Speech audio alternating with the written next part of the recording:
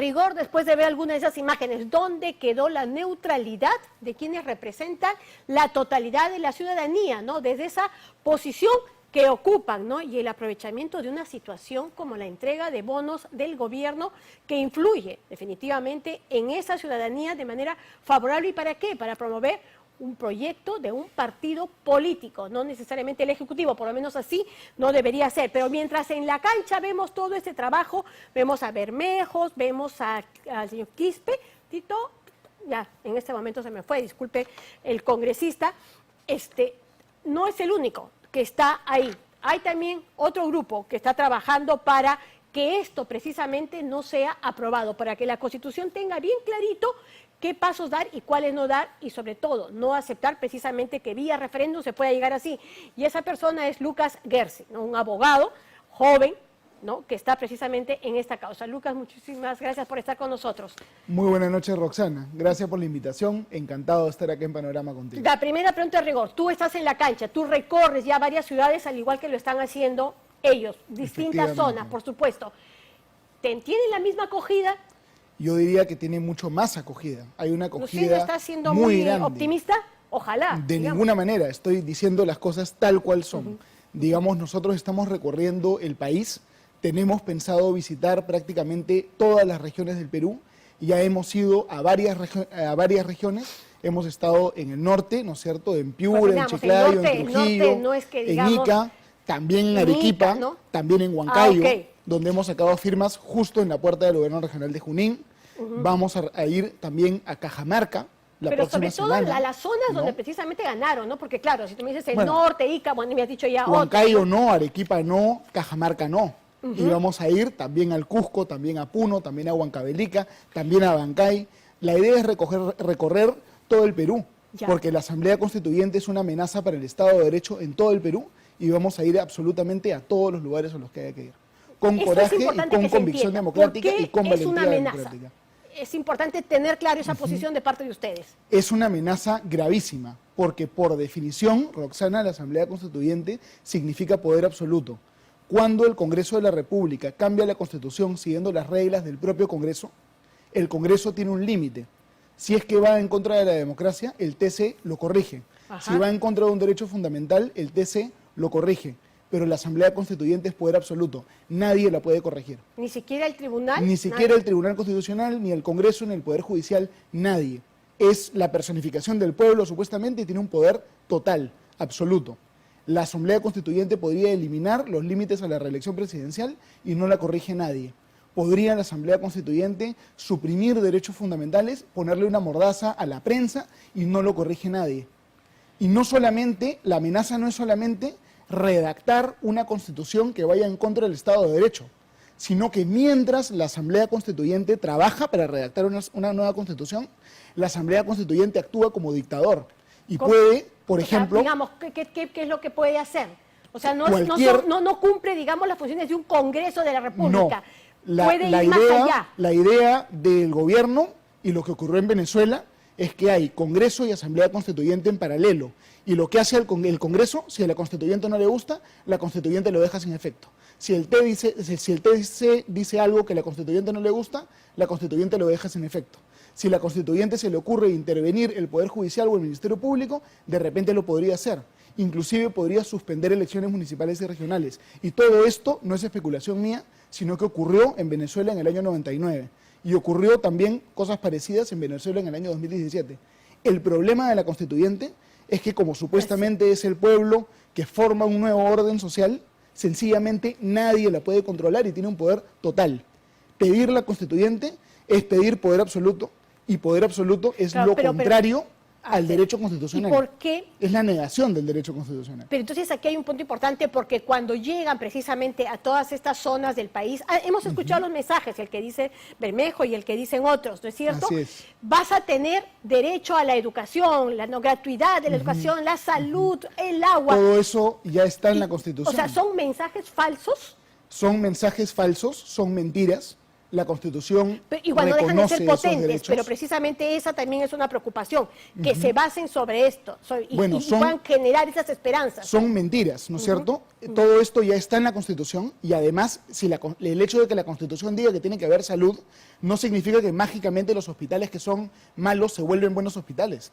Para construir en el Perú no basta cambiar una norma, sino que hay que construir en el Perú con gestión, trayendo inversión, digamos, edificando verdaderamente un país. Entonces el populismo, la demagogia de vender la Constitución como una varita mágica no es así de ninguna manera. Y en realidad acá hay una amenaza bien grande, Roxana. Claro. Ahora, pero igual, digamos, eso no deja lo que no deja de ser cierto es que, digamos, el caldo de cultivo está ahí, ¿no? Como le decimos a la gente de San Juan del Lurigancho, que está sin agua, que ojo, pero en la Constitución sí se te garantiza, ¿no es cierto?, algunos servicios de manera gratuita. Bueno, pero los peruanos han desarrollado y están desarrollando cada día más una conciencia democrática y nosotros sentimos que de manera masiva en todo el Perú hay un respaldo muy grande a nuestra iniciativa que se está haciendo de abajo hacia arriba con la ciudadanía. Nosotros no somos de ningún partido político, hay partidos políticos como el PPC que nos han apoyado, ¿no es cierto? Pero viene de la ciudadanía y hay un respaldo gigantesco y vamos a seguir haciéndolo. Y pese a que ellos tendrán de repente recursos del Estado, posiblemente nosotros no, pero igual les vamos a hacer frente e igual los vamos a vencer. Por eso, porque mira, hemos visto el despliegue, ¿no? Hasta esta figura de Elmo, un poco más músicos. Estoy segura que tú no cuentas con ninguno de esos recursos. Bueno, yo no tengo ningún Elmo. Traslados, ¿cómo se cubren?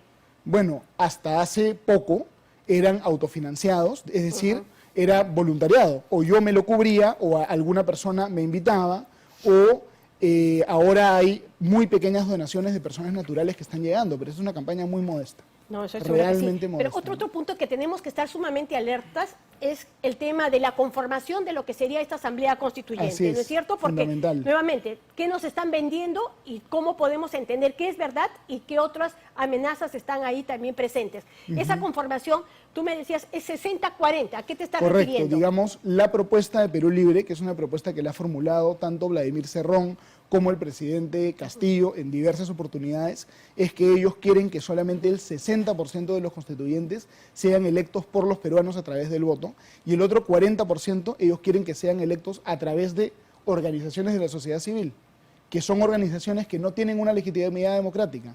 ¿Quién las ha escogido?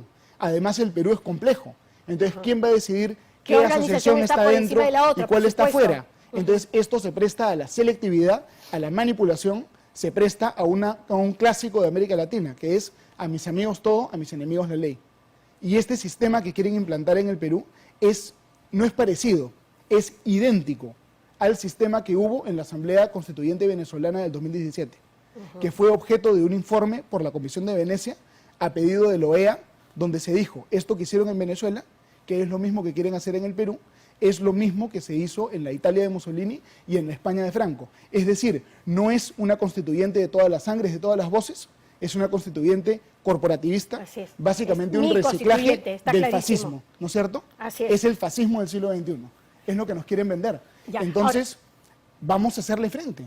Sí. ¿Qué va a pasar cuando ya tenga? Bueno, entiendo que ya tienes más de 80.000 firmas, que era lo que se estaba esperando, muchísimo más allá. Sin duda. ¿En qué momento decides presentarlas y bajo qué figura? ¿Qué es lo que esperas hacer con esta figura? Porque también, por otro lado, decimos, Lucas Giertz está armando este tema y está haciendo exactamente lo mismo que está haciendo, por ponerlo de algún punto, Bermejo y compañía, ¿no es cierto? Y de esa manera, dicen, legitima una vía, un recurso que de por sí no está contemplado en la Constitución, un referéndum para una asamblea constituyente. Es muy importante que me hagas esa pregunta para poder aclarar. Lo que estamos haciendo nosotros no es lo mismo a lo que hace Bermejo y Cerrón es igual en recolección de firmas. Se parece, pero no es lo mismo. Es totalmente distinto.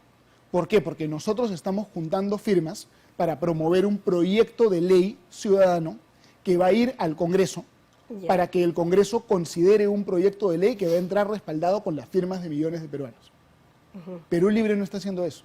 Está haciendo un referéndum. Perú Libre pretende, solamente con firmas, sin pasar por el Congreso, gatillar un referéndum sobre el cambio de la Constitución.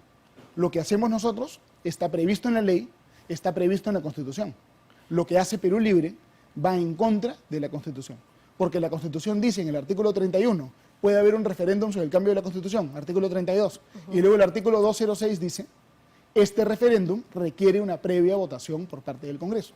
Es decir, bypassear al Congreso es inconstitucional. Pero que es generar el momento constituyente, ¿no? Presentan las firmas, Así es. piden que se levanten todas estas, Quieren digamos, los seguidores. agudizar las contradicciones para tomar el poder. Pero si alguien en el Perú intenta llevar a cabo un referéndum sin aprobación previa del Congreso, esa ya no es una situación jurídica, esa es una situación fáctica, pero va a es decir, depender, un golpe de Estado. Pero va a depender de lo situación que diga el fáctica. Congreso, ¿no? Siempre Y eso va a es depender de por lo que eso. diga el Y si Congreso. el Congreso acepta, bajo Eh, esa presión de la que estamos seguros que se Yo busca estoy generar. seguro que el Congreso que tenemos, que está compuesto por personas demócratas, no lo va a aceptar. Y tienen la responsabilidad histórica de no aceptarlo. En el Perú, Roxana, ¿cuánto nos ha costado construir una democracia? ¿Cuántos años de gobierno militar, de lucha contra el autoritarismo y la dictadura, la violencia de Sendero Luminoso? Tenemos que resguardar la democracia, porque los países en el mundo son países ricos, demócratas, o países dictatoriales, pobres. Y en una dictadura ya no hay funcionario público, sino un chacarero, que el país es su chacra, y ese señor lo saquea. Mira, hemos estado hoy día en el RIMAC, por ejemplo, en el mercado del RIMAC. Pues vas a tener que pasarnos también tus imágenes, ¿no es cierto? Vamos Para a poder pasarles verlas más todas las adelante, por imágenes, las van a supuesto, en tener, otro momento. y todos los voluntarios tienen que ponerse en contacto con nosotros para hacer un trabajo democrático. Hemos estado en el RIMAC, un apoyo masivo de las personas allá, y la gente nos decía, antes nosotros, el domingo, por ejemplo, podíamos descansar, pasarlo con la familia.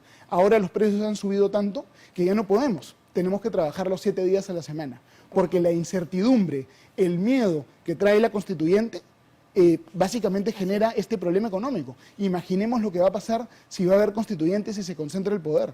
Un país sin futuro, un país con miseria, donde la gente no puede discutir y debatir democráticamente, donde la prensa va a tener una mordaza, y a las personas de izquierda también tenemos que hablarles a ellos también.